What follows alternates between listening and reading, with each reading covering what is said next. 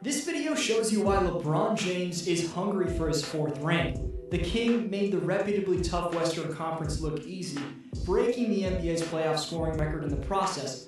After his streak of 8 straight finals appearances was snapped last year, maybe some of us got ahead of ourselves. Kawhi Leonard, Kawhi Leonard! What did it do, baby? You're about to see what's behind LeBron's steaming motivation, along with why everything's at stake for him in these finals, and much more. Before that, Nick Adams answers last video's question by saying he thinks KARE has the potential to be a Curry-esque type player. He needs to work on his inside scoring and driving to the basket with confidence, but other than that, I think he has the skills of a future top 10 player or better. Question for the shoutout is coming up. Appreciate every single answer. Right quick, if you want to see intriguing NBA stories and lists every few days, subscribe and turn on notifications. That's the best way you can support this channel. First, we'll flash back to the 2018-19 NBA season, which was the first postseason without LeBron since 2005, only the third time in his 17-year career that he didn't make the playoffs. He had to sit on his couch and listen to people like yours truly, plus mainstream figures call Kawhi Leonard the new king of the NBA. Back in June of 2019, following the Raptors championship, I touched on who I thought was the best player in the world on a video that got over 260,000 views and had Anthony Davis in a Laker jersey in the thumbnail. LeBron may have used what I said here about Kawhi for some fuel to his fire if he did see the video. Kawhi's legacy is headed towards all-time greatness, but we're in the here and now and entering 2019's offseason. There is absolutely zero denying the fact that Kawhi is the best player on earth.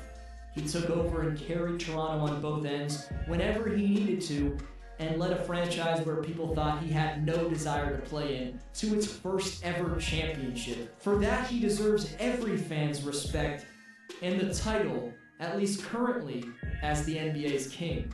So yeah, LeBron wasn't having that whatsoever. I'll admit I was completely off with that take. After my hometown of Toronto just had its first title parade, I guess I was absorbed by the moment and forgot about LeBronto. But on the rare chance LBJ clicked on that video, I'd be happy if I contributed to some of his greatness this year.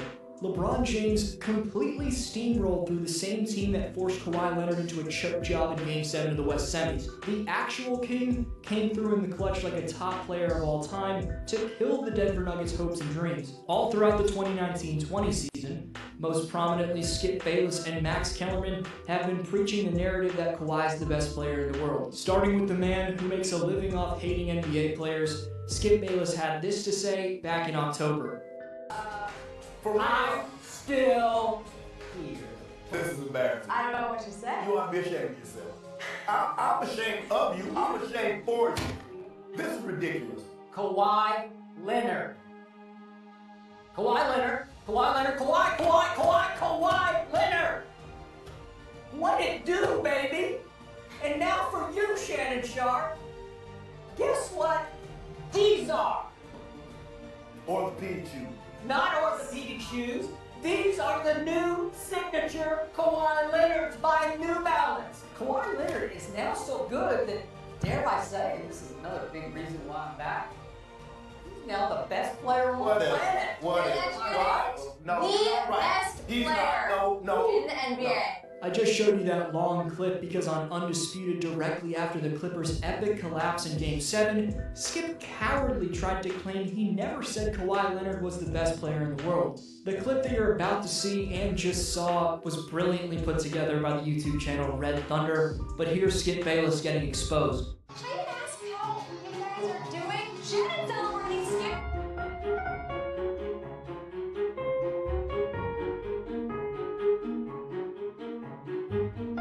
Now I want you to say it, and I want everybody to say it, because Kawhi Leonard should be held to the same standard.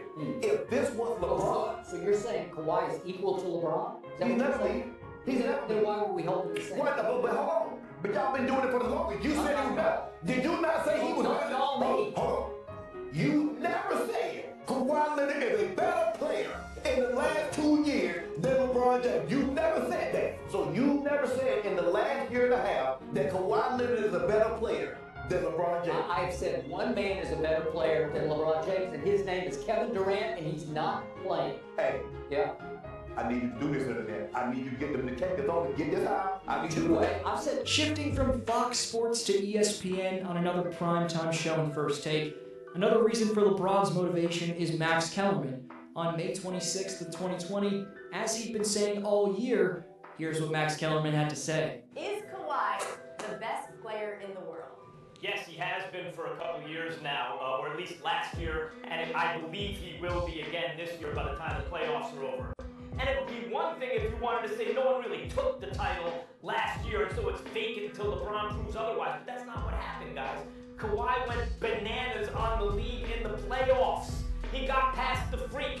He, and by the way, played the best defense you could possibly play on the Freak. I know he was funneled towards the bigs, the Freak was, but in terms of the nearest defender and what happens to the Freak's numbers when Kawhi was on him, it wasn't anything nice, guys.